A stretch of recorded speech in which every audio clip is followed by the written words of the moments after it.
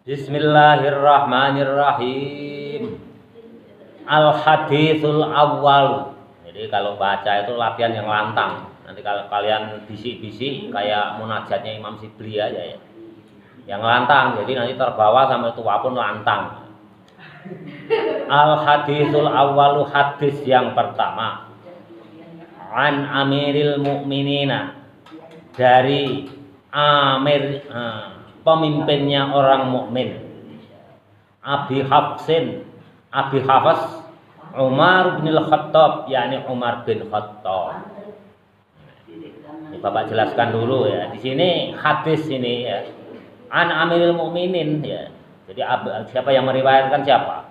Bukhari dan Muslim. Menyebutnya bukan khalifah, tapi Amirul Mukminin.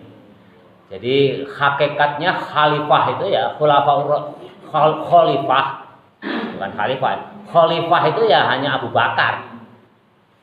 Hakikatnya hanya Abu Bakar. Buktinya mana nih hadis ini? Di sini kan bukan disebutkan khalifah. Bukan dari Khalifah Umar bin Khattab, tapi Amirul Mukminin, yakni pemimpinnya orang mukmin. Jadi sewaktu siapa namanya Khalifah Abu Bakar As-Siddiq meninggal, terpilihlah Umar bin Khattab sebagai penggantinya. Umar bin Khattab tidak berkenan diangkat sebagai khalifah, nggak mau dia. Ya, saya nggak pantas jadi khalifah itu, penggantinya Abu Bakar saya nggak pantas. Pantasnya apa ya Amirul Mukminin? Ya terserah kalian nyebutnya apa. Akhirnya disepakati disebut Amirul Mukminin. Jadi kalau ada orang jamaah atau tetangga sebelah yang menuntut kekhalifahan, itu udah salah alamat. Udah habis. Khalifah itu hakikatnya ya hanya Abu Bakar. Umar aja nggak mau. Di sini Amirul Mukminin. Utsman bin Affan juga Amirul Mukminin, termasuk Ali bin Abi Thalib karramallahu wajhah juga Amirul Mukminin. Jadi hakikatnya pemerintahan Islam itu nggak ada ya. Semenjak Nabi Muhammad jadi pemimpin, jadi presiden, jadi nabi di Madinah, nggak ada mendeklarasikan negara Islam, itu nggak ada.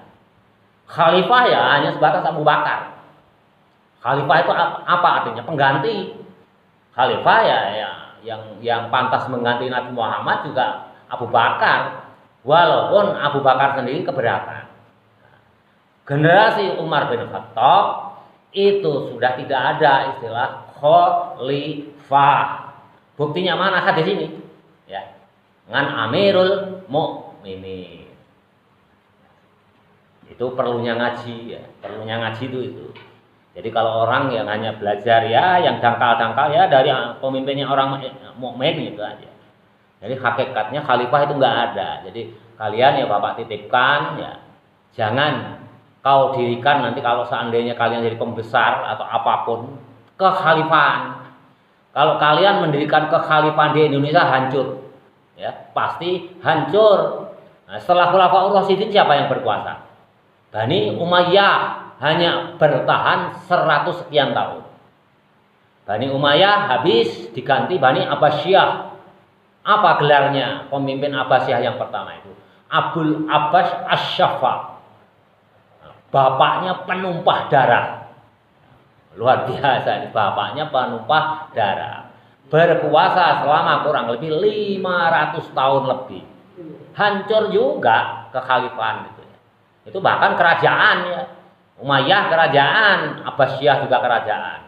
Lantas Abbasiyah turun hancur diganti Fatimiyah. Berapa ratus tahun silakan kalian hitung sendiri. Hancur juga. Sekarang yang konon katanya demokrasi habis, negara Islam itu habis. Syria hancur, Yaman hancur. Pantasnya apa ya kalau saat sekarang kalau menurut Bapak, menurut literatur, negara-negara Islam itu ya harus dipimpin secara diktator. Secara diktator. Dulu Arab ya. Belakangnya ada Saudi. Dulu negara Arab itu di bawah pemerintahan Turki, ya, Utsmaniyah, ya, Fatimiyah. Ya. Begitu memberontak, berdiri sendiri, ya, yang didukung oleh ulama yang namanya siapa? Pendiri mazhab Wahabi itu Muhammad bin Abdul Wahab. Ada kepentingan politik, ada kepentingan paham, didukung memberontak kepada pemerintah Turki. Akhirnya berdirilah negara Arab yang berkuasa siapa? Dari keluarga As-Saud. Makanya ditambah di belakangnya Arab Saudi. Apakah nanti nggak mungkin hancur? Ya mungkin. Buktinya Abbasiyah aja yang 500 tahun hancur. Apalagi Arab Saudi baru berapa tahun? Nah, baru 100 tahun lebih sedikit. Ya, apakah hancur? Ya mungkin aja. Makanya negara Islam itu semuanya hancur ya. Di Sudan, di Mesir, ya diktator. Partai Islam menang, pas Partai Islam Aljazair menang, ya digulingkan militer. Mesir digulingkan oleh militer, ya, oleh Jenderal Al-Raisi. Setelah Anwar Sadat, nah, berikutnya pemilihan secara demokratis menang, ya, demokrasi. Tapi yang nggak bertahan lama, karena apa? Ya, belum waktunya. Walaupun di Quran ada dalilnya, suatu saat orang Islam itu akan dipimpin oleh orang Islam yang soleh, itu belum waktunya. Semuanya hancur. Makanya kita berbangga ada di Indonesia. Kalau di Indonesia ada daulah Islamiyah, kekhalifahan, ya, pasti hancur. Karena apa? Di Indonesia itu macam-macam. Papua mayoritas Kristen, Sulawesi Utara mayoritas Kristen, NTT mayoritas Kristen, Bali mayoritas Hindu. Nah, hancur juga. Ya betul ya, seperti ini. Makanya orang-orang tua dulu kita, ya founding fathers kita mendirikan negara Indonesia itu udah pas. Para kiai, ya Kiai Wahid Hasim yang dalam masuk tim perumus BPUPKI itu mengalah, menghadap ke ulama besar Hasyim Asy'ari, bapaknya. Ini gimana ya? Kalau syariat Islam di preambul Indonesia ini dipertahankan, ya nggak akan berdiri negara Indonesia. Karena apa? Ya banyak agama. Makanya kalian harus berbaik-baik dengan orang yang selain agama Islam. Kalian harus memikirkan umat Islam yang minoritas di Papua. Nah, di sini mayoritas, tapi di Papua, di Manado. Nah, belum kalau antar negara, di Amerika, di Australia, di New Zealand. Jadi jangan semena-mena kalau di sini mayoritas, kalian tidak menghargai, ini nggak boleh. Nggak boleh. Makanya Gus Dur itu sangat luar biasa. Kalau yang tahu siapa Gus Dur itu memuji. Gus Dur kenapa ya? Kenapa perayaan Imlek tahun baru Cina itu diizinkan? Karena apa? Menitipkan kaum muslim di Uighur Cina sana. Negosiasi dengan pemerintah Cina itu Gus Dur itu. Oke, pemerintah Cina ya di Indonesia Imlek saya bebaskan, tapi tolong bebaskan bangsa Uighur untuk bebas menunaikan ibadah haji. Dulu sebelum Gus Dur negosiasi itu nggak ada orang Islam Uighur itu diizinkan naik haji. Begitu di Indonesia ada Imlek, Muslim Uighur di Cina bisa menunaikan ibadah haji. Ya, luar biasa. Ya jangan melihat kulitnya, kalau yang nggak tahu gimana sih Gus Dur Imlek, terus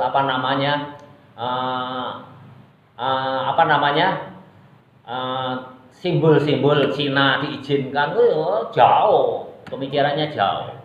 Membela umat Islam yang ada di Uighur itu diizinkan. Jadi kekhilafahan itu jangan ada terbersit, saya titipkan di hati benak kalian. Nanti itu udah muncul secara alami, secara sunatullah itu akan digiring menuju ke khalifahan Islam. Nanti belum sekarang, tanda-tandanya ada. Bismillahirrahmanirrahim. Ya, ini dari Umar bin Khattab. Jadi gelarnya apa? Amirul Mukminin, bukan Khulafaur Rasyidin. Ya, harus peka kalian. Radhiya, semoga meridhia Allah anhu kepada Umar bin Khattab. Siapa Abi Hafs ini? Abi Hafs ini namanya kunyah. Ya, kayak saya itu disebutnya kalau di komplek itu bapaknya Fani. Kunyahnya bapaknya Fani. Tetangga satu gang itu ya kenalnya bapaknya Fani. Makanya Umar bin Khattab ini Abi Hafs, bapaknya Hafs gitu ya. Biasa kan yang anak paling besar itu yang disebut biasanya, atau anak kesayangan, itu namanya kunyah. Kalian ada juga enggak di lingkungan itu? Ada ya, mamanya Zidan gitu, ada. Itu namanya kunyah. Ya, ini Abi Hafs Qala, berkata Umar bin Khattab, sami itu saya mendengar Rasulullah sallallahu alaihi wasallam, Rasulullah Muhammad sallallahu alaihi wasallam yaqulu bersabda, innamal a'malu, innama sesungguhnya sesuatu, a'malu amal bin niati dengan niat, wa innama dan sesungguhnya sesuatu likul imri'in bagi seseorang manawa apa yang diniatkan. Ini udah jelas belum? Ini dulu pernah dibaca ya, Bapak berulang kali. Jadi amal itu tergantung niat kita. Seseorang itu beramal tergantung niatnya. Contoh yang konkret, misalnya kemarin kan ada motong hewan ya, motong hewan. Itu bagi pemotong hewan itu niatnya apa yang baru kemarin? Korban ya, hewan korban. Ada juga nanti potong hewan akekah, ada juga hewan sedekah. Sama-sama motong, tapi yang menentukan amal itu motong itu amalnya jadi apa? Apakah hibah kita berikan, atau akekah, atau korban, atau hadiah, atau hanya sedekah biasa? Atau ya pokoknya saya motong aja, nggak ada niat. Bisa jadi ya. Jadi tergantung kepada niat. Yang membedakan amal itu adalah niat. Misalkan kalian ke pesantren, niatnya apa? Niat mencari ilmu. Nah, kalau di ta'lim muta'alim itu niatnya hanya dua, ya. Niatnya hanya dua orang itu. Orang sekolah, orang pesantren niatnya hanya dua. Yang pertama apa? Mencari ridha Allah. Mencari ridha Allah. Yang kedua, menghilangkan rasa kebodohan. Menghilangkan kebodohan. Kalau di sekolah biasanya ditanya ya, nanti cita-citamu apa nak? Nah, kalau udah lulus, gitu ya. Ya, biasanya gitu. Ya, itu sebetulnya salah kaprah. Itu hanya untuk memotivasi. Tapi kalau kita kembalikan ke hadis, ke ajaran Nabi, ya pokoknya kita sekolah, ngaji ke pesantren itu ya hanya dua. Menghilangkan kebodohan dan yang kedua mencari ridha Allah Ta'ala. Nggak ada yang lain. Jadi kalian ya sebagai santri tanamkan, pokoknya tanamkan saya cari ilmu itu yang menghilangkan kebodohan. Ya, melaksanakan perintah Nabi, udah mencari ridha Allah. Jangan ada cita-cita ya terbersit cita-cita saya menjadi jenderal, saya menjadi pengusaha, saya sekolah supaya nanti lulus SMA, supaya lulus S1, supaya bisa mencari pekerjaan. Berarti itu udah disandarkan kepada dunia. Ya. Udah disandarkan kepada hidup di dunia. Di Nasoihul Ibad kemarin makalah berapa itu? 26 atau 27 disebutkan. Hendaknya kalian itu hidup di dunia disandarkan kepada niatan untuk akhirat. Niatan akhirat apa? Cari ilmu itu ya menghilangkan kebodohan dan mencari ridha Allah. Bukan untuk yang lain. Orang ngaji misalkan, ya macam-macam. Ya kemarin ya baru pemilu. Baru pemilu itu karena orang yang mau menyalonkan ya jadi caleg itu kan bermacam-macam tingkahnya. Bapak ngalamin itu. Bapak itu ngalamin, istri bapak itu dikasih hadiah ini itu, lah dia ikut pengajian rutin tiap minggu datang gitu. Itu niatnya apa ngajinya itu kira-kira? Supaya terpilih atau benar-benar ngaji? Kalau niatnya karena dunia supaya terpilih, suatu saat pasti berhenti ngaji. Terbukti. Entah itu sudah terpilih ataupun tidak terpilih, itu suatu saat nggak akan lama pasti berhenti ngaji. Contoh misalkan orang yang mencalonkan DPR atau DPRD atau apapun atau bupati, dia ikut pengajian ke sana kemari, jauh-jauh hari ikut supaya nanti beban biaya kampanyenya ringan misalkan. Ya dia kampanye, ya ikut ngaji, ya paling-paling beli ini. Ya itu bapak ngalamin sendiri, bukan katanya itu. Minta uang, itu istri saya itu kalau ketemu salam tempel 100, 200, kadang 400. Tapi kalau ke bapak nggak ada yang berani. Karena di mana-mana bapak ngomongnya konsisten, keras ya. Konsisten keras sesuai aturan agama. Nah, itu melalui istri bapak, itu sering sekali. Ya begitu terpilih ya dadah, berhenti ngajinya. Ada caleg, kalau yang nggak terpilih ya dadah, berhenti ngajinya. Banyak caleg itu yang menjadi santri bapak di Kerawang itu banyak sekali. Lebih dari hitungan 10 jari. Tapi yang jadi juga berhenti, yang nggak jadi juga berhenti. Berarti niatnya supaya terpilih menjadi DPR. Kalau urusan dunia itu nggak akan langgeng, pasti berhenti. Jadi amal, setiap amal itu yang menentukan itu niat. Wah, saya supaya pinter, supaya menjadi S2, S3, nah, supaya dapat kerjaan, supaya dapat nanti dapat jodoh. Karena apa? Kalau pengangguran itu sulit untuk mencari jodoh misalkan, itu salah, ya, salah. Kayak bapak aja nggak ada niatan itu. Dulu ditanya cita-citamu nggak ada. Cita-cita bisa ngajar kitab nggak ada itu. Ya udah gitu aja. Ngaji ya cita-citanya apa? Tujuannya ya mencari ilmu, menghilangkan kebodohan, entah mencari ridho Allah Ta'ala. Itu pun setelah bisa membaca kitab. Tadinya ya nggak ada tujuan, makanya disuruh bapak orang tua, ya, bapaknya Bu Haji, ayo ngaji itu, Albar janji ini, itu, pokoknya ngaji aja nggak ada tujuan aja. Nah, tahu ada tujuan itu setelah bisa membaca kitab taklim muta alim, ya, secara mandiri. Bapak itu ngasih taklim muta alim bisa baca itu secara sendiri, itu nggak ada yang mengajarkan. Yang mengajarkan siapa? Ya Mbah Kiai Bahran, ya karomahnya Mbah Kiai Bahran. Guru-guru bapak Kiai Qulyubi, Kiai Hamdani, Kiai Haji Muhammad Idris, dan kiai-kiai yang lain. Karena apa? Hakikatnya bapak itu nggak pernah belajar berguru membaca, termasuk kitab Arba'in. Nggak ada yang mengajarkan. Yang diajarkan Mbah Bahran itu ya Safinah, Bulughul Maram itu oleh paman bapak, namanya Kiai Sarwani, kayak gitu itu aja.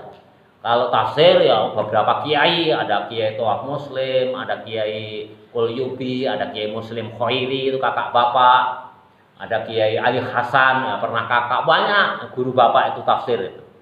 Tapi yang lain-lain itu lebih banyak yang matlaah sendiri, ngalap berkah, sowan kiai minta ijazah, tiba-tiba bisa baca. Karena apa? Niatnya benar, ya karena niatnya benar. Jadi niatnya luruskan, ya, terutama yang santri baru ya, luruskan ya. Pokoknya kalian mesantren menghilangkan kebodohan, cari ilmu menghilangkan kebodohan, mencari ridha Allah. Nanti akan diberikan secara otomatis oleh Allah bonus itu, akan mengikuti, akan mengikuti. Kalau kalian niatnya salah, nanti supaya dapat kerjaan ya. Nanti kalau kalian nggak dapat kerjaan, hanya kecewa, stres sendiri. Tapi kalau kalian punya ilmu di mana-mana ya bisa hidup, karena Allah udah janji wa bijahi wa bikaromati ilmu ya, ilmu ya, itu akan diberikan manfaat, akan mengekor ilmu itu. Nah, di sana. Jadi kalau orang belajar apalagi agama, kemarin di kitab apa ya, di Nasuhul Ibad kalau nggak salah ya, atau di tafsir Nasuhul Ibad. Kalau orang yang belajar ilmu agama itu segala urusannya dikumpulkan oleh Allah. Di Nasuhul Ibad makalah 26 kalau nggak salah. Dikumpulkan oleh Allah, kayak bapak kan bapak cerita.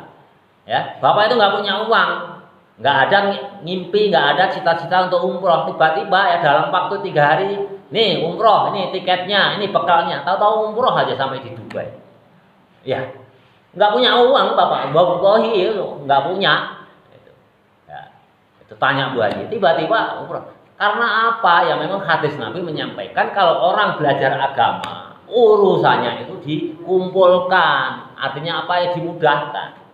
Ya, kemarin ya, haji itu udah berapa kali bapak ditawarin, ya tiba-tiba tiket aja, tinggal berangkat aja, nunggu jadwalnya kapan. Ya, nah, kalau ditanya bapak punya uang banyak ya, haji itu kan banyak ya, berapa sekarang? Paling nggak harus 70 atau 75 juta. Dari mana bapak itu? Ya. Tahu-tahu ada aja, gerakan ya, entah saudara entah siapapun ya, digerakkan hatinya ya. Ya. Hakikatnya dari Allah, digerakkan hatinya oleh Allah itu. Kasih itu tiket haji, tiba-tiba daftar aja sehari tuntas. Ya, daftar 20 berapa? 5 juta. Ya, itu. Ya, itulah kalau itu. Jadi jangan kalian pokoknya udah belajar ya belajar aja. Gitu. Jadi semuanya itu tergantung niat. Ya, orang sekarang ya umumnya orang-orang tua itu bangun rumah bagus untuk siapa? Untuk istri. Beli mobil mewah untuk istri, untuk anak. Beli rumah 1, 2, 3, anaknya 5, dibelikan rumah 5, semuanya untuk anak. Itu salah. Disandarkan kepada anak, disandarkan kepada suami, disandarkan kepada istri. Ya. Itu salah. Ya semuanya untuk lillahi kalimatillah. Sandarkanlah kepada agama. Ya kalau rumah yang bagus ya untuk ngaji. Harta yang banyak untuk bangun musola untuk ngaji. Dalam rangka memperjuangkan agama. Batasi oleh Nabi itu hanya 1/3. Toh seandainya ditakdir kaya raya itu bonus dari Allah. Hendaklah kalian bersenang-senang hidup dunia. Pergi umroh, bagi-bagi uang kayak Ustadz Adi Hidayat itu. Setiap pertemuannya bagi-bagi untuk tiket umroh. Ya. Kayak Abu Hasan Asyadzili, kayak Utsman bin Affan. Nah, sampai sekarang yayasannya mengalir membiayai beasiswa orang-orang yang pinter. Nah, kalau kalian pinter ya gampang cari Yayasan Utsman bin Affan. Beasiswa belajar ke Mekah, Madinah, ke Hadramaut atau ke Sudan atau ke Maroko atau ke India. Jangan dikira di India itu enggak ada orang yang ulama yang alim. Itu yang ulama siapa? Kiai Ilyas, Syekh Ilyas itu pendiri jamaah tabligh, khuruj dari masjid ke masjid. Itu bagus, bagus itu sesuai hadis Nabi, ya, sesuai hadis Nabi. Itu belajar atau Al-Malibari sana. Itu siapa yang pengarang kitab Fathul Mu'in? Itu siapa itu? Itu juga dari orang India, ya, orang India, bukan orang bukan orang Timur Tengah. Yang ahli kitab Nahwu Shoroh siapa? Imam Sibawayh, orang mana itu? Cordova, Spanyol. Imam Hanafi siapa? Penemu mazhab pertama kali yang diakui dari Persia. Ya, luar biasa. Jadi jangan kalian itu. Bismillahirrahmanirrahim. Jadi perbaiki niat kalian, terutama yang baru. Yang lama juga sama, yang lama itu. Pokoknya ya belajar. Akhirnya santri itu yang udah sukses kan banyak. Bapak itu punya teman santri di Jakarta, itu juga menjadi itu teman seangkatan itu. Ekspedisi logistik antar negara. Kalau main golf itu ke Thailand, Filipina, Hong Kong gitu. Berulang kali itu ngajak bapak ke sana itu ya, bapak menghindar terus, masih menghindar terus, ada 10 kali itu ya, menghindar terus ya. Penyakitnya orang nggak punya kalau bertamu ke orang kaya itu apa? Muncul itu pasti penyakit itu namanya tomak, mengharap untuk dikasih. Tapi kalau penyakitnya orang kaya itu juga muncul, jadi orang kaya itu sama-sama ada. Penyakitnya orang kaya kalau didatangi orang miskin, orang yang nggak punya apa? Hasut. Oh, jangan-jangan minta ini. Jangan-jangan minta ini. Waduh, saya harus keluar uang ini. Nah, untuk ngasih ongkos tiket pulang pergi. Ya, sama aja. Sama aja. Makanya hendaklah kalian belajar masih qanaah. Qanaah itu masuk apa? Ilmu sufi, ya, ilmu filsafat, ya, di sana ilmu sufi. Di Indonesia itu ahlinya itu siapa? Mantan ketua PBNU Kiai Agil Siraj. Beliau itu ahli tasawuf, ahli tasawuf. Jarang. Terus ada juga Dr. Ar-Razi Hasim, beliau juga ahli tasawuf. Kalau bapak hanya tasawufan. Nah, kalau belajar tasawuf ya nanti ke Jakarta ke Dr. Ar-Razi Hasim atau ke Cirebon ke Profesor Dr. Kiai Agil Siraj. Faman kanat hijratuhu, faman maka barang siapa kanat ada hijratuhu, niat hijrahnya orang man ilallahi, niat hijrahnya kepada Allah wa rasulihi, dan kepada rasulnya Allah. Fa hijratuhu, maka hijrahnya orang man tadi, faman kanat tadi ilallahi, kepada Allah wa rasulihi, dan utusannya Allah. Jadi kalau orang hijrahnya itu niatnya karena Allah, semata-mata Allah dan Rasulnya, artinya apa? Hidup di dunia ini sandarannya itu akhirat, ya, sandarannya itu akhirat, yaitu niscaya akan mendapatkan akhirat. Waman kanat, dan barang siapa ada, waman dan orang kanat yang ada siapa man hijratuhu, hijrahnya man lidunia, untuk urusan dunia, yusibuha, yang diinginkannya, awim ro'atin, atau perempuan yang kihuha, yang akan dinikahinya, fi fa hijratuhu, maka hijrahnya man ila mahajaro ilaih, maka akan mendapatkan dunia atau perempuan yang akan dinikahinya. Kenapa Nabi bersabda demikian? Kalau orang ya hijrahnya karena Allah dan Rasulnya semata-mata ingin menghindari kesulitan dalam menjalankan agama. Dulu kan di Mekah ini umat Islam dijajah oleh kafir Mekah. Dijajah, dimusuhi. Kenapa? Kentut. Ya ini memang.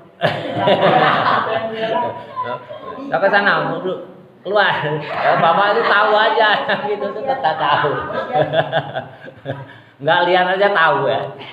Udah nggak bapak aja nggak lihat aja tahu ya. Yang ngerokok siapa aja tahu ya. Bapak yang ngerokok siapa aja tahu itu walaupun itu. Tahu. Ada berapa orang yang ngerokok ya, ikan ya. Pokoknya ada, bapak nggak nyebut orang. Yang mau BAB aja tak tahu.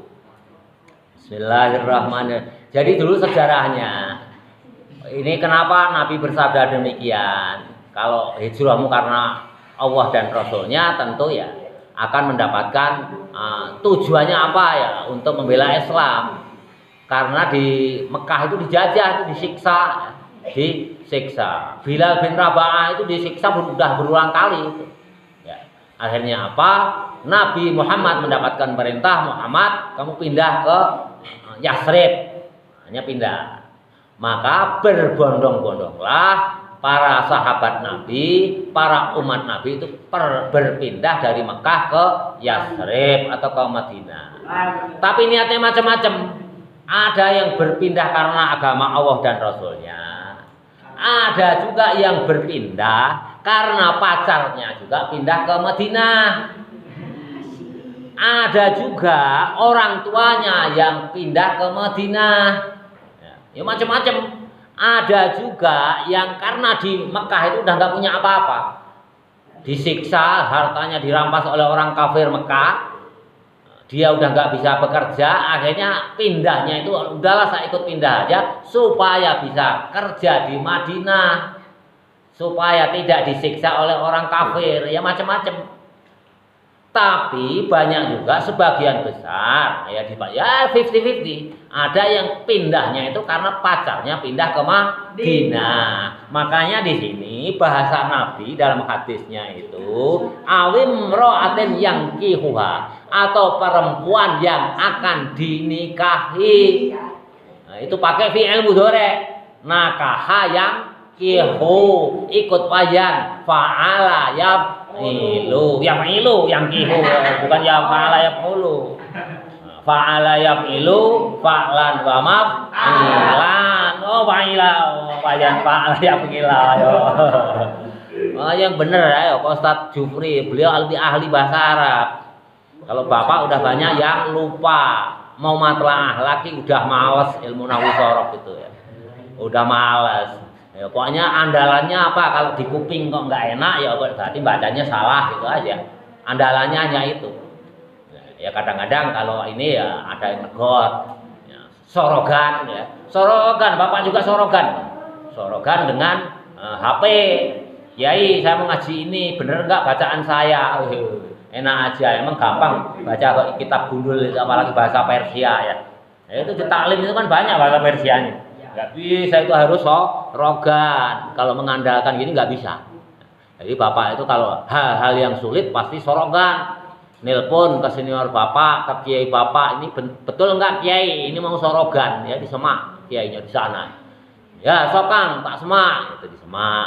Ya, kalau kiai kan nggak harus bawa kitab ya, dengerin aja. Oh salah Kang, itu harusnya fu'ila bukan fa'ila. Makanya bahasanya awim ro'atin yang kihuha sama lidunya. Jelas ya? Jadi niatnya dibenerin itu. Kalau kalian nanti misalkan udah lulus, ya tahu-tahu jadi anggota dewan aja. Bapak itu punya kakek ya. Adik kakeknya Bapak itu, termasuk yang bungsu itu. Dia itu ya bodoh, nggak tahu politik, nggak tahu apa-apa. Tahu-tahu jadi dewan aja. Namanya Sirajuddin. Orangnya bodoh, logo, nggak tahu apa-apa, ya. Tahu-tahu jadi anggota dewan aja. Siapa yang tahu? Nggak ada niatannya. Makanya luruskan niat, cari ilmu untuk menghilangkan kebodohan dan mencari ridha Allah. Kalau dua niat ini udah benar, nanti wa bijahi wa bi karomati. Kalian harus jadi orang kaya ya. Hartanya untuk bangun masjid. Nah, makanya nanti kalau kalian udah jadi sukses, walaupun bapak udah mati, Bu Haji udah gak ada, udah jadi tanah, apalagi Pak Haji ya. Ingat ke pesantren ini, bantu yang kaya yang bantu apa uangnya, yang pinter ilmu ya bantu ngajarnya, bantu cari santrinya. Cari santrinya itu namanya orang yang pandai bersyukur, pandai bersyukur. Nah, kalau di istilah Sundanya apa itu istilahnya? Ingat ke Purwada Sina ya. Purwodak Sino kalau orang Jawa, kalau orang Sunda ingat ke Purwada Sina. Ingat asal usulnya ya. Jelas. Bismillahirrahmanirrahim. Jadi hati-hati, perbaiki. Nah, kayak bapak ini kan hampir 64, sebentar lagi kun ya, masuk ke liang kubur. Entah lusa atau entah ini. Makanya bapak itu berbondong-bondong itu udah 2 hari ini, Pak. Ya namanya orang dagang itu banyak yang nawarin apa? Ngutang dari BSI Bank Syariat Islam ya. Nawarin tiba-tiba, Pak Fakih ini tolonglah hutang sampai 30 juta. Bukalapak nawarin hutang, itu nawarin hutang. Enggak, saya udah bentar lagi mati.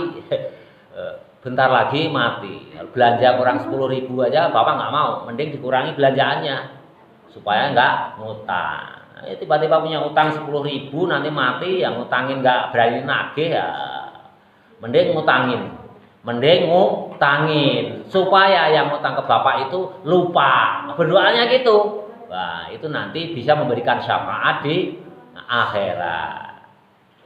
Ada ya ini tahadus bin nikmat aja. Bapak itu tetangga bapak ada tukang rentenir, mbahnya tukang rentenir. Wah itu enggak kira-kira itu kalau meletet rakyat itu ya. Mbahnya orang apa udah rentenir itu, biangnya rentenir ya. Agamanya kebetulan Kristen lagi. Agamanya Kristen. Tiba-tiba kena stroke. Lingkungan tetangga itu enggak ada yang mau nolong. Enggak ada yang mau nengok. Bahwa terjadi orang yang masih hidup. Nah, sekarang itu setiap waktu itu yang ngutangin bapak. Setiap waktu yang mengutangi bapak. Kekurangan beras, Pak Fakih ngutang beras 1 kilo, Pak Fakih listrik saya mati, tolong minta utang token listrik, utangin. Ya sama, bapak jual kontan misalkan 5 perak, ngutangin sebulan ya 5 perak. Tapi tetap bapak batasin, niatnya dibatasin, plafon itu kalau nggak bisa bayar ya lilah. Tapi kalau di atas itu ya bapak nggak akan utangi. Itu akan bisa menyebabkan menjadi syafaat kita. Karena apa? Ya itu namanya basyar. Uhwah basyariyah. Yang pertama apa? Uhwah ikhwaniyah, sesama yang saudara beragama Islam. Yang ketiga, uhwah watoniyah, sama-sama bangsa Indonesia. Yang paling tinggi kalau kalian sudah bisa mengamalkan uhwah basyariyah, sesama manusia, itu derajat paling tinggi. Kalau bapak udah bisa, alhamdulillah ya. Alhamdulillah walaupun baru 1 orang, baru orang terdekat. Ya. Itu mbahnya rentenir itu. Bapak itu diprotes sama tetangga itu. Dia ada tetangga bapak itu pinjem 100.000 baru seminggu harus ngembaliin 150.000 coba. Kan mbahnya rentenir udah nggak ada ini. Diprotes sama tetangganya ya biarin aja gitu. Saya niatnya nolong, Pak. Saya juga bukan rentenir, saya jual kontan segitu, saya nolong aja. Coba kalau nggak bapak tolong, kira-kira mati nggak dia? Mati. Jadi kalian itu ya kalian itu jangan membanggakan kepada menteri sosial. Menteri sosial itu nggak mengatasi masalah, yang mengatasi masalah yang paling prinsip ya tetangga. Tukang becak, yang nolong siapa? Ya tukang becak lagi. Nggak mungkin tukang becak itu minjem uang 20.000 ke Bu Haji, malu dia. Nggak mungkin bapak itu pinjem ke Pak Yusuf Kala miliaran. Ya tukang becak ya orang miskin ya pinjemnya ke tukang miskin lagi. Orang miskin kalau pinjem itu apa ya? Karena lapar, karena nggak punya. Ya seandainya nggak ditolong apa? Mati. Makanya khutbahnya Syekh Abdul Qadir Al-Jilani Sultanul Aulia itu yang paling singkat, yakni menolong orang yang kelaparan itu lebih utama daripada sholat 1000 rakaat, daripada membangun masjid, daripada dirabadan. Padahal hanya memberi orang yang kelaparan. Kalau nggak ditolong itu mati. Menolong orang miskin, orang becak, tukang becak itu kan ya kelaparan. Bapak itu sering itu nolong orang yang mau ke rumah sakit, ya nggak punya ongkos, mau dianterin pakai motor, membahayakan. Mau ditolong pakai mobil, bapak nggak punya mobil, ya sewain mobil, ya itu. Kalau nggak ditolong apa ya mati. Ya. Yang lebih berjasa siapa? Dulu zaman nggak ada menteri sosial juga negara Indonesia berjalan, ya. Karena apa? Komunitas persaudaraan di orang Indonesia, suku Sunda, suku Jawa, suku Batak itu udah luar biasa. Sebetulnya nggak perlu adanya menteri sosial, itu hanya memanage secara administrasi. Kalau toleransi antar rakyat ya, antar kita ya, apalagi santri. Makanya kalau saya titipkan nanti santri itu jangan suka demo ya, jangan suka demo. Nah, tadi malam itu ya di Jakarta itu kan demo ya, demo sangat luar biasa ya. Itu mahasiswa di Jakarta di depan gedung DPR sampai jam 10 malam. Sampai jam 10 malam. Nah, santri itu nggak ada yang demo ya. Santri itu tidak ada yang demo. Cikal bakal adanya peperangan itu kaum Khawarij. Dimulai dari Sayyidina Umar, Sayyidina Utsman, tinggi lagi itu kaum Khawarij. Pertama ya protes sedikit-sedikit. Akhirnya demo, dibunuhlah Sayyidina Utsman bin Affan. Jadi kalau kalian ngaji kitabnya tuntas, demo itu kalau santri itu nggak pantas. Ya kalau kita nggak cocok ya malah melalui saluran yang ada aja, melalui anggota dewan ini itu, ya ini dan itu. Jadi jangan demo. Kalau mengkritik boleh lah. Demo ya kalau udah kumpul ya gitu, nggak membawa manfaat tapi bawa mudarat. Kalau santri itu nggak ada yang demo itu. Pokoknya kalau santri salaf ahlu sunnah wal jamaah itu yang demo nggak ada. Ya, nggak ada. Yang demo itu ya dia ada santri itu pasti bukan bukan salafiyah itu. Salafiyah itu generasi sahabat sampai kepada tahun 300. Termasuk kemarin amalannya Imam Sibli itu yang luar biasa ya, mimpi ketemu Nabi. Hidup tahun 247 Hijriah, meninggal tahun 334 Hijriah. Ada juga Imam siapa? Junaid Al-Baghdadi, hidup tahun 230-an, meninggal tahun 297. Itu generasi salaf. Kata siapa? Kata Nabi. Baca itu kitab-kitab salaf itu yang generasi itu. Nggak ada istilah demo itu, nggak ada. Ada demo itu setelah generasi siapa namanya? Sayyid Qutb. Sayyid Qutb itu mulazamahnya Kiai Ahmad Dahlan. Jadi Kiai Ahmad Dahlan mulazamah dengan Sayyid Qutb, Kiai Hasyim Asy'ari mulazamah kepada Syekh Mahfud Al-Tarmasyi. Termasuk Kiai Haji Ahmad Dahlan itu mulazamahnya kepada Syed Khatib Minangkabau dari Padang, kan, guru di Mekah sana. Modernisasi itu.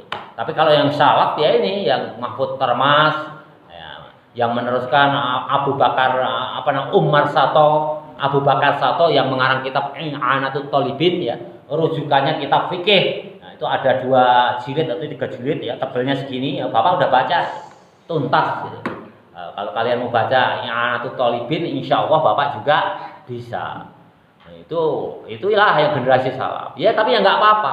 Ada yang modern seperti yang Kiai Ahmad Dahlan, ada yang salafiyah seperti Kiai Hasyim Al-Asy'ari, saling melengkapi. Orang NU suruh ngurus sekolahan nggak akan berhasil. Tapi kalau orang Muhammadiyah suruh ngurus pondok ya nggak akan berhasil. Dari sananya. Itu udah bagi-bagi tugas ya, silakan yang mulazamah kepada Muhammadiyah dirikanlah sekolahan. Kalau orang NU mendirikan sekolahan ya mendak-mendik ya sulit ya, harus didampingi dengan ngaji kitab kuningnya. Tapi kalau orang kalian kuliah ya mau kuliah di Muhammadiyah nggak ada itu nggak mengenal kitab kuning. Kalau nggak mengenal kitab kuning nggak mengenal kitab salaf. Generasinya Nabi sampai generasi tahun 300 Hijriah. Kata siapa? Kata Nabi di hadisnya. Ya, hati-hati. Nggak usah demo-demo. Santri itu jauhi demo. Kalau kalian nggak setuju, protes secara tertulis, masukkan ke anggota dewan. Kalau kaitannya maksiat, laporan pada polisi supaya diproses. Ya, ada orang kemungkaran otoritasnya pada polisi. Jangan kalian turun sendiri bawa pentungan ini dan itu. Bismillahirrahmanirrahim. Nah, jadi lama ya. Rawahu diriwayatkan hadis ini Imam al-Muhadditsina, imamnya para ahli hadis. Yakni siapa? Abu Abdillah, ya ini kunyahnya juga Muhammad bin Ismail bin Ibrahim bin Muhirah ibni Bardizbah. Ini ada juga yang membaca Bardasbah, kalau di sini Bardizbah. Kalau bapak senang membaca Bardasbah al-Bukhari. Ini Imam Bukhari. Kunyahnya namanya terkenalnya Abu Abdillah. Tapi terkenal ke seluruh dunia disebutnya Imam Bukhari karena berasal dari Bukhara. Jadi ulama-ulama dulu itu nggak menonjolkan diri namanya siapa. Kalau kalian ahli agama itu akan terkenal dan akan dikenang selama-lamanya. Tapi kalau kalian kaya raya mati udah habis, nggak ada yang mengenal. Oh si fulan itu dulu kaya raya, nggak ada. Tapi Imam Hanafi, Imam Syafi'i, Imam Ahmad bin Hambal, Imam Maliki sampai sekarang, sampai kiamat pun akan selalu disebut umat manusia khususnya yang beragama Islam. Ya, itu. Nah, makanya kalau kalian kembali lagi ke sabda Rasul di makalah yang ke-26 ya, hidup di dunia ya kita sandarkan untuk urusan akhirat. Itu pasti nanti begitu bangkit dari kubur ikut rombongannya para alim, para fuqaha, para aulia, udah pasti ya. Udah pokoknya ikut aja rombongannya para aulia ya, terserah mau madhab Ahmad bin Hambal yang cenderung ke modernisasi Islam ya, ke mulazamah ke Sayyid Qutb ya, itu saya Muhammad Abduh bukan Sayyid Qutb, Muhammad Abduh. Kayak kalau Sayyid Qutb itu kan yang dipenggal itu ya, itu Muhammad Abduh, maaf ya, Muhammad Abduh. Dirikan sekolah. Tapi kalau mulazamahnya ke salafiyah, murni salafiyah kepada Nabi ya. Kalau Indonesia ini organisasinya yang diwakili oleh NU. Makanya Bapak itu menganjurkan kalau kalian berhasil ikut salah satu dua organisasi yang besar ini.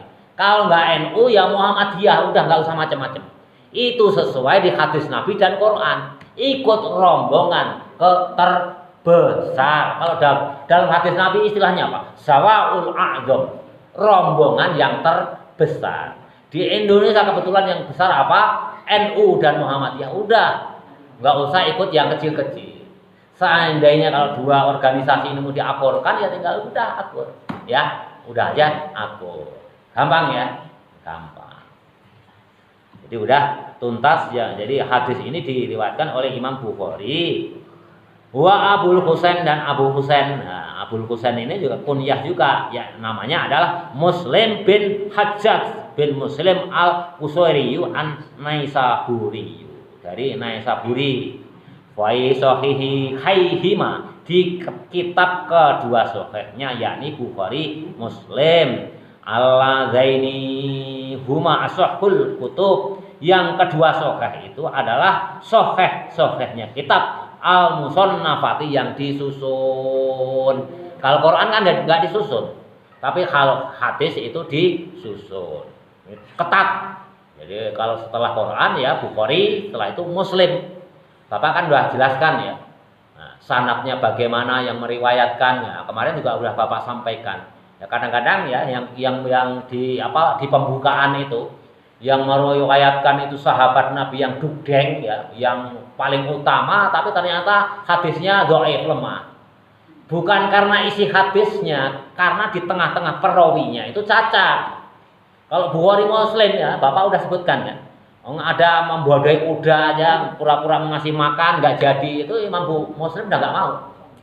Kemarin ini Bapak udah sampaikan, Imam Bukhari mau meriwayatkan hadis mencari ulama yang meriwayatkan, imamnya itu, syekhnya itu lagi meludah menghadap ke kiblat, nggak jadi. Jangankan meriwayatkan, menyebut namanya aja nggak mau. Suatu saat Imam Bukhari nyari lagi ahli hadis, ulama hadis, sedang pegang burung merpati, langsung balik badan. Nggak mau meriwayatkan hadis. Tapi kalau Nasai, Ibnu Majah mau. Kalau kira-kira gimana kalian? Mau nggak? Hanya nyiduh aja. Memang ada hadis itu, hendaknya kalau kalian menyiduh sedang sholat, hendaknya jangan ke arah kiblat, ke arah barat atau ke arah timur. Kalau di Madinah kan kiblatnya arah selatan. Ya, kemarin udah Bapak jelaskan ya. Kalau hadis Nabi letternya jangan menghadap ke barat atau timur. Jadi kalau meludah itu ya jangan menghadap, hendaklah ke arah barat ke timur. Karena kiblatnya ke arah selatan. Kalau letter hadis kita mengamalkan ya udah bubar ya. Karena kiblat kita menghadap ke barat. Nah, ya jelas ya. Jadi belum tentu. Ya, hadis itu macam-macam. Kayak kalau untuk fadhailul amal, keutamaan amal, itu hendaklah kalian ya ambil. Kalau kalian hadis, siapa yang sanggup menghafalkan? Nanti kalau hadis arba'in hafal tanpa cacat, Bapak hadiahi 500.000. Ayo. Semuanya, Pak? Ya siapa semuanya aja, sok semuanya itu berapa? Ini hadisnya semuanya. Iya lah, tapi tanpa cacat, satu huruf pun nggak boleh. Iya, konsekuensinya. 1 tahun Pak bisa. Ya harus ada batasannya. Masa nanti jangan-jangan kalau nggak dibatasi udah lulus dari sini tiba-tiba nongol nyari Pak Fakih saya udah hafal ya, ada batasannya kan. Berapa bulan? Ya, 6 bulan. Lama kan? Silakan aja, 500.000 berapa orang? Mau 16 hafal semua nggak apa-apa. Nah, hafal 100% tanpa cacat satu huruf pun, tuh ada saksinya pokoknya ustazah, tapi tanpa satu huruf pun. Jadi waktu pendadaran ya, itu satu huruf pun nggak ada boleh yang salah. Ayo. Ada yang berani, ada yang berani ngacung. Abizar berani. Tapi kalau nggak hafal dalam 6 bulan, kalian harus beliin rokok Bapak sebungkus saja. Sebungkus. Ya iya, itu namanya imbang ya. Ayo. Nah, itu pokoknya kalau kalian mau hafal, tapi 6 bulan aja. Kalau kalian hafal 40 hadis dijamin oleh Nabi ya, di hadis yang pertama. 8 bulan, Pak. Arabnya doang. Iya, nggak usah sama maknanya. Dari hadis Nabi katanya pokoknya hafal hadis 40 hadis dijamin. 8 bulan, Pak. Nggak bisa. 7. 6. 6,5. Nggak bisa. Oh, kamu aja kemarin Aqidatul Awam nggak hafal. Yang dapat hadiah nggak apa? Oke, deal ya. Dimulai bulan Agustus, September, Oktober, November, Desember, Januari. Tapi dengan catatan, ini saksinya ada Bu Haji itu. Satu huruf pun nggak ada yang boleh salah. Satu huruf salah gagal. Satu. Fa dibaca fi dibaca fa gagal. Ya. Nggak bisa diulang. Ya nanti komitmen baru lagi. Turun aja kayak yang dulu kan, turun lagi. Kalau yang flow pertama kan Sahrul sama siapa? Itu kan dapat 150. Flow kedua 30.000, nggak ada yang hafal. Ya, nggak ada yang maju. Ada juga yang hafal berapa itu? Ya.